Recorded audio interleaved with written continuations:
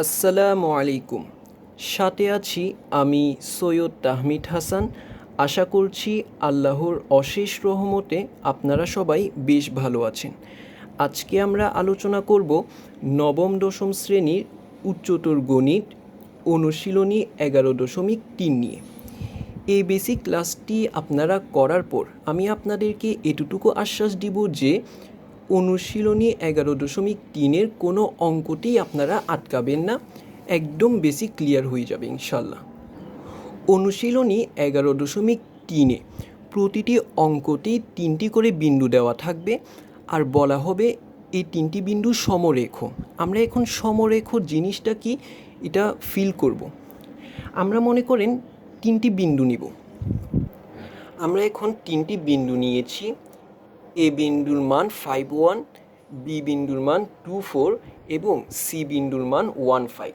আমরা যদি এই 3টা বিন্দু ছক কাগজে স্থাপন করি তখন আমরা দেখতে পাবো যে এই বিন্দুগুলো একটা আরেকটাকে ছেদ করবে না। ঠিক এভাবে ধরে নিন এটা এ বিন্দু, এটা বি বিন্দু, এটা সি বিন্দু। এ বিন্দু বি বিন্দুকে কখনো ছেদ করবে না, বি বিন্দু সি বিন্দুকে কখনো ছেদ করবে না। এ থেকে বোঝা যায় এই বিন্দু 3টি সমরেখ। তাহলে আমরা যদি সমরেখ জিনিসটা একটু বুঝতে পারি তাহলে আমরা এখন বেসিক আলোচনায় যেতে পারি। আমরা এখন দেখব 3টি বিন্দু সমরেখ হওয়ার শর্ত। আমি এখানে লিখে রেখেছি, আপনারা একটু খেয়াল করেন। 3টি বিন্দু সমরেখ হওয়ার শর্ত 2টি। 1, বিন্দু 3টি দ্বারা গঠিত ত্রিভুজের ক্ষেত্রফল 0 হবে। আমরা একটু আগে 3টা বিন্দু নিয়ে কাজ করেছি, যে 3টা বিন্দু আমরা দেখতে পেয়েছিলাম সমরেখ। ওই 3টা বিন্দু পরস্পর কখনো ছেদ করবে না। আচ্ছা, একটা বিন্দু যদি আরেকটা বিন্দুর সাথে ছেদ না করে তাহলে ওই বিন্দুগুলো দ্বারা কি কখনো ত্রিভুজ গঠন সম্ভব হবে? কখনো সম্ভব হবে না। তাই এখানে বলছে বিন্দু 3টি দ্বারা গঠিত ত্রিভুজের ক্ষেত্রফল 0 হবে। অর্থাৎ যে 3টি বিন্দু দেওয়া থাকবে ওই 3টা বিন্দু দ্বারা যদি আপনারা একটা ত্রিভুজ বানান, যদিও কখনো ত্রিভুজ বানানো সম্ভব হবে না, যদি ত্রিভুজের ক্ষেত্রফল বের করেন ওই ক্ষেত্রফলটা 0 হবে। আর দ্বিতীয় শর্ততে বলা হচ্ছে প্রথম ও দ্বিতীয় বিন্দুর ঢাল দ্বিতীয় ও তৃতীয় বিন্দুর ঢালের সমান হবে। আর এখানে ঢালকে প্রকাশ করা হয় স্মল লেটারের এম দ্বারা। অনুশীলনী 11.3-এর যে কোনো অঙ্কই আপনারা এই 2টা শর্তের যে কোনো একটি শর্ত দিয়ে সলভ করতে পারবেন।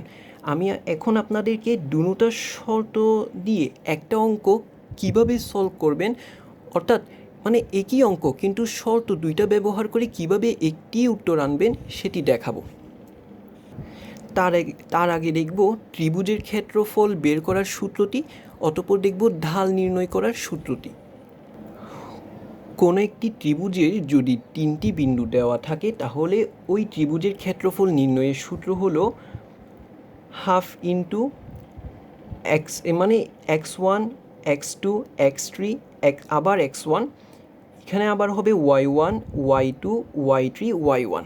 আমরা এখন দেখব এই সূত্রটাকে কিভাবে ক্যালকুলেশনে নিয়ে আনা যায়। সমান সমান হাফ এটা রেখে দিব আমরা। একটু খেয়াল করেন, এই যে আমরা x1 যেটা দেখতে পাচ্ছি সেটার সাথে y2 গুণ হবে, আবার x2 যেটা দেখতে পাচ্ছি সেটার সাথে y3 গুণ হবে, x3 যেটা দেখতে পাচ্ছি সেটার সাথে y1 গুণ হবে। আর প্রতিটা গুণফল যোগফল আকারে বসবে। সেটা কেমন আমি একটু এখানে দেখাচ্ছি। x1 এর সাথে y2 গুণ, তাহলে x1 y2 প্লাস x2 এর সাথে y3 গুণ, তাহলে x2 y3 প্লাস x3 এর সাথে y1 গুণ, তাহলে x3 y1। এগুলো সব আমরা প্লাস আকারে লিখেছি। এখন আমরা এই y1 এর সাথে x2 গুণ করব, এই y2 এর সাথে x3 গুণ করব, y3 এর সাথে x1 গুণ করব। তাহলে আমরা একটু গুণফল বসাই দিই। y1 এর সাথে x2 গুণ, y1 into x2 plus y2 এর সাথে x3 গুণ, x3 প্লাস, আমি জায়গা হচ্ছে না তাই এদিকে লিখছি, y3 এর সাথে x1 গুণ, সরি এদিকে একটু ভুল হয়েছে, এটা y2 হবে, y3 এর সাথে x1 গুণ। এই মাঝখানে কোন চিহ্নটি বসবে?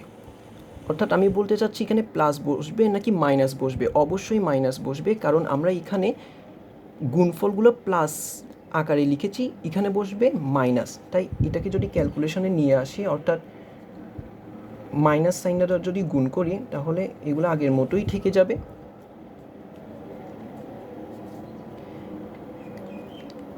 এই যে মাইনাস দিয়ে গুণ করব, তাহলে মাইনাসে প্লাসে মাইনাস y1 x2, মাইনাসে প্লাসে মাইনাস y2 x3, মাইনাসে প্লাসে মাইনাস y3 x1।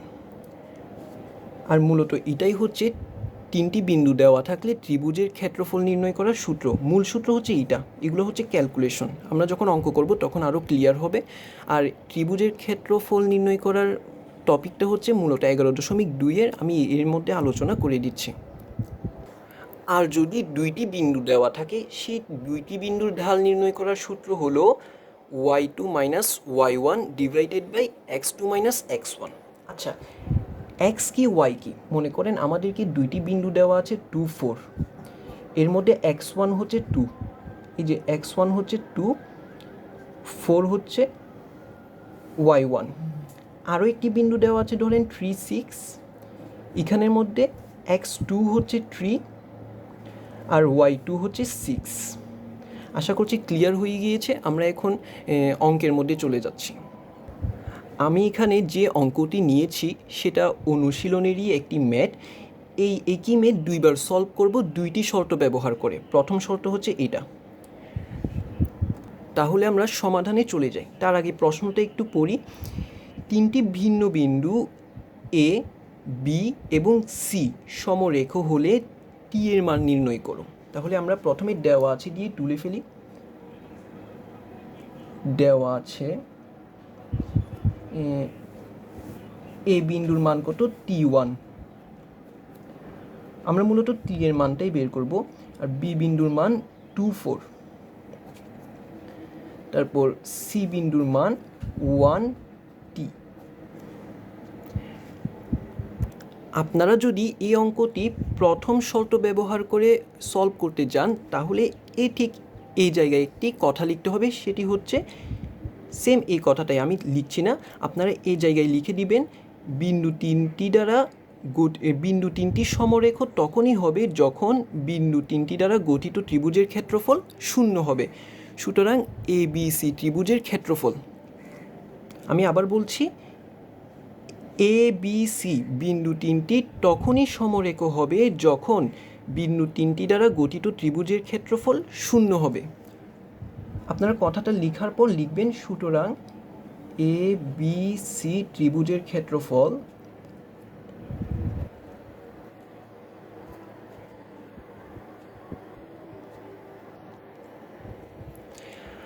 আপনারা একটু আগেই দেখেছিলেন কোনো ত্রিভুজে তিনটি বিন্দু দেওয়া থাকলে সেই ত্রিভুজে ক্ষেত্রফল বের করার সূত্র কোনটি? আমি এখানে লিখছি সূত্রটি।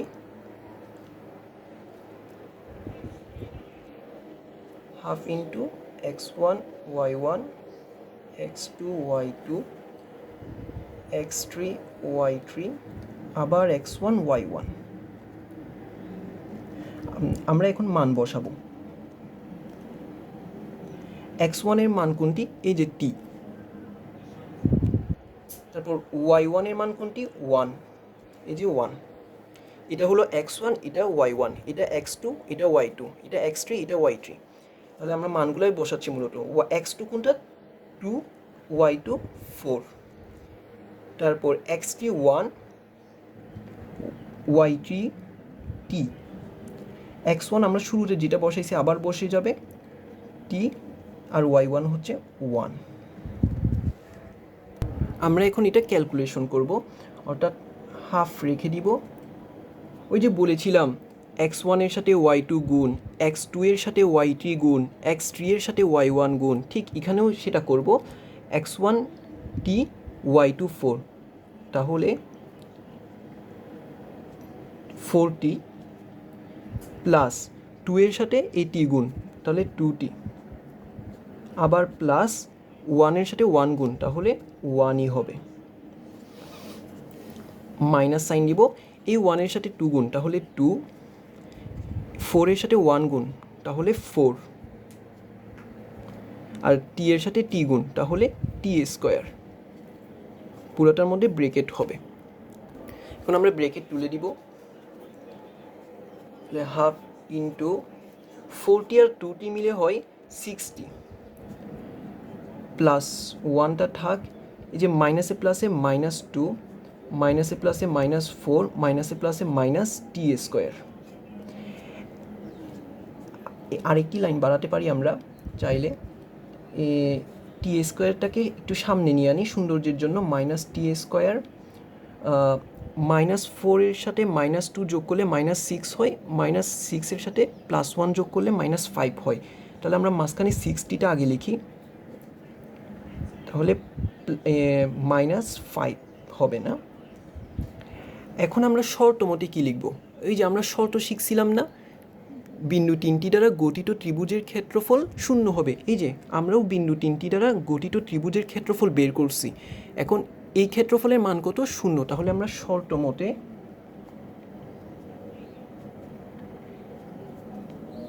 Half into -t square plus 60 -5 = 0 লিখতে পারি। যেহেতু বিন্দু 3টি দ্বারা গঠিত ত্রিভুজের ক্ষেত্রফল 0, তাই আমরা এটা লিখেছি। বা এই দেখেন 2টা এখানে ভাগ আকারে আছে, যদি আমরা সমানের ওই পাশে পাঠাই দিই তাহলে 0 এর সাথে গুণ হবে, আর 0 এর সাথে যা কিছুই গুণ হোক না কেন 0ই হয়। তাহলে এখানে থাকে -t স্কোয়ার প্লাস 60 -5 = 0 × 2 মানে 0ই। বা এখন আমরা মাইনাস সাইন দ্বারা গুণ করব উভয় পক্ষকে।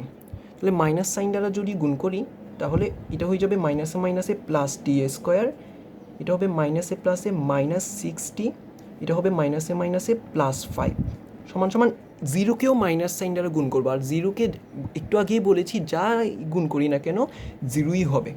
আমরা এখন এটাকে মিডল টার্ম ফ্যাক্টর করব। তাহলে খেয়াল করুন, টি স্কোয়ার, এখানে আমাকে মূলত যোগ বিয়োগ করে মাঝখানেরটা মিলাতে হবে এবং গুণ করে এই শেষেরটা মিলাতে হবে। তাহলে আমরা এটাকে যদি আমরা লিখি 5 একে 5, অর্থাৎ -5t - t, তাহলে দেখুন -5t আর -t মিলে হয় -6t, আর -5 এর সাথে -1 গুণ করলে হয় +5। তাহলে এভাবেই মূলত মিডল টার্ম ফ্যাক্টর করতে হয়। আমরা এখন এখান থেকে t কমন নিব, তাহলে থাকে t - 5, এখানে -1 কমন নিলে থাকে t - 5 = 0। এখানে t - 5 আবার কমন যায়, তাহলে t - 5 দুইটা থেকে আমরা একটা নিলাম, বাকি থাকে কত? t - 1, t - 1 = 0। এখন দেখেন t - 5 সমানও আমরা 0 লিখতে পারি, আবার t - 1 সমানও 0 লিখতে পারি। তাহলে আমরা এখন লিখব হয়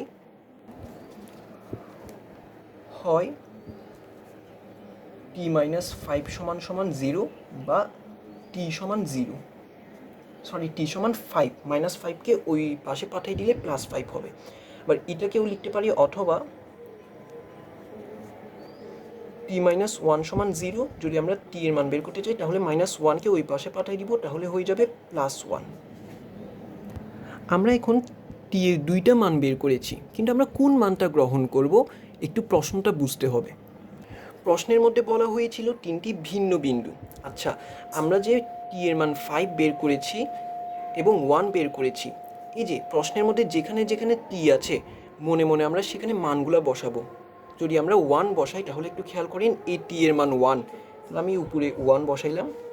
আবার সি বিন্দুতে খেয়াল করুন, এখানে t এর মান 1 বসাই, মনে মনে বসাবো আমরা, আমি জাস্ট বোঝানোর জন্য এখানে উল্লেখ করছি। তাহলে দেখুন এ বিন্দু হয়ে যাচ্ছে 1 1, বি বিন্দু তো 2 4ই থাকলো, আর সি বিন্দু আবার 1 1 হয়ে যাচ্ছে। কিন্তু প্রশ্নে বলছে 3টি ভিন্ন বিন্দু, এখানে কি ভিন্ন হচ্ছে? এ আর সি তো একই হয়ে যাচ্ছে, তাহলে আমরা 1কে গ্রহণ করবো না, মূলত টি এর মান হবে 5। আমরা এখন একই অঙ্ক আবার সলভ করব দ্বিতীয় শর্ত ব্যবহার করে। এখানে বলছে প্রথম ও দ্বিতীয় বিন্দুর ঢাল দ্বিতীয় ও তৃতীয় বিন্দুর ঢালের সমান হবে, অর্থাৎ M1 সমান M2 হবে। আর ঢালের সূত্র কোনটা আমরা একটু আগে আমি আপনাদেরকে দেখিয়েছিলাম। তাহলে আমরা আবার লিখব, দেওয়া আছে দিয়ে উঠাবো মানগুলো। আমরা মানগুলো উঠিয়ে নিয়েছি। আমরা এখন প্রথম ও দ্বিতীয় বিন্দুর ঢাল বের করব, অর্থাৎ AB। সুতরাং AB রেখার ঢালকে আমরা M দ্বারা প্রকাশ করি। যেহেতু এখানে আমরা দুইটা ঢাল বের করব, তাই এটাকে M1 দ্বারা প্রকাশ করব। আমরা সূত্র জানি y2 minus y1 divided by x2 minus x1। তাহলে খেয়াল করুন, এটা হলো x1 আর এটা হলো y1, এটা x2, এটা y2। তাহলে আমরা মানগুলো বসাই দিই। y2 হচ্ছে 4 আর y1 হচ্ছে 1 আর x2 হচ্ছে 2, x1 হচ্ছে t। আমরা এখন এটাকে 4 থেকে 1 গেলে হয় 3 আর এটা 2 মাইনাস t থেকে যাবে। আমরা এখন আবার দ্বিতীয় ও তৃতীয় বিন্দুর ঢাল বের করব, অর্থাৎ বি আর সি এর ঢাল। তাহলে আমরা লিখব, সুতরাং বিসি রেখার ঢালকে আমরা এম দ্বারা প্রকাশ করি। যেহেতু এটা দ্বিতীয় ঢাল বের করছি, তাই আমরা M2 দিয়ে লিখব। তাহলে এটা হবে x3, এটা হবে y3। কিন্তু যেহেতু আমরা দুইটা বিন্দুর ক্ষেত্রে ব্যবহার করছি, তখন এটা হয়ে যাবে x1, এটা হয়ে যাবে y1, এটা হয়ে যাবে x2, এটা হয়ে যাবে y2। আশা করছি বুঝতে পারছেন। আমরা এখন মান বসাবো। আগে সূত্রটা লিখি, y2 minus y1 divided by x2 minus x1। y2 এর মান t মাইনাস y1 এর মান হলো 4। এই বিসি এর ক্ষেত্রে এখানে y1 এর মান আবার এই যে 1 এটা বসে দিয়ে না, আমরা এখন এই দুইটার ক্ষেত্রে মানে অঙ্ক করছি, ঢাল বের করছি। x2 এর মান 1 আর x1 এর মান 2। তাহলে উপরে t মাইনাস 4ই থেকে যাবে, আর এখানে হয়ে যাবে 1 থেকে 2 গেলে -1 হয়।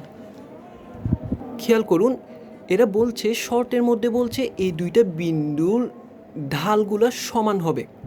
প্রথম আর দ্বিতীয় বিন্দুর ঢাল দ্বিতীয় ও তৃতীয় বিন্দুর ঢালে সমান হবে। M1 অর্থাৎ M1 সমান M2 হবে। তাহলে আমরা শর্ত মতে এই M1 সমান M2 লিখতে পারি। তাহলে শর্ত মতে M1 সমান M2। আমরা M1 কি বের করছি, এই যে 3/2 মাইনাস t বের করে রেখেছিলাম। তাহলে আমরা M1 সমান এটা বসাই, 3/2 মাইনাস 2 t সমান M2 এর মান বের করেছি t মাইনাস 4 ডিভাইডেড বাই -1। এখন আমরা আর গুণন করব। 3 এর সাথে -1 গুণ করলে হয় -3, আর t মাইনাস 4 এর সাথে 2 t গুণ করব। তাহলে -3টা থাকবে, t এর সাথে 2 গুণ করলে হয় 2t, প্লাসে মাইনাসে মাইনাস t এর সাথে t গুণ করলে হয় t স্কোয়ার। এখন আমরা -4 দিয়ে দুটোটা গুণ করব। -4 এর সাথে +2 গুণ করলে হয় মাইনাসে প্লাসে মাইনাস, 4 2 8, মাইনাসে +4t। আমরা একটু ক্যালকুলেশন করবো। এখানে +4t +2t যোগ করলে হয় +6t। তাহলে +6t minus t square minus 8। আমরা এখন এই সবগুলোকে এ পাশে নিয়ে আনবো। তাহলে -t স্কোয়ারটাকে যদি এ পাশে নিয়ে আনি, তাহলে হয়ে যাবে +t স্কোয়ার। আমরা এটাকে মিডল টার্ম ফ্যাক্টর করার জন্য মূলত স্কোয়ারওয়ালাটাকে আগে রাখছি। +6টাকে সমানে এ পাশে নিয়ে আনলে হবে -60, -8কে এ পাশে নিয়ে আনলে হবে +8। আগে থেকে এখানে একটা -3 থেকে গিয়েছে, সমান 0 হবে, যেহেতু এখানে কিছু নাই। বা t স্কোয়ার -60 +8 আর -3 মিলে হয় +5, অর্থাৎ 8 থেকে 3 বিয়োগ যাবে সমান 0। এই যে এই অংশে এসে আপনারা আবার মিডল টার্ম ফ্যাক্টর করবেন, ঠিক যেভাবে এর আগের অঙ্কে আমি আপনাদেরকে করে দিয়েছি। আবারও আপনাদের টি এর মান দুইটা আসবে, একটা হলো 5 আর একটা হবে 1। আপনারা 1টাকেই গ্রহণ করবেন, কেন গ্রহণ করবেন সেটাও আমি বলে দিয়েছি। এই পর্যন্ত যদি বুঝতে কোনো অসুবিধা হয় তাহলে ভিডিওটা আবার দেখবেন। ভিডিওটি ভালো লাগলে একটি লাইক করবেন আর চ্যানেলটি সাবস্ক্রাইব করে আমার পাশেই থাকবেন। দেখা হচ্ছে পরের ভিডিওতে। এ পর্যন্ত ভালো থাকবেন, ধন্যবাদ।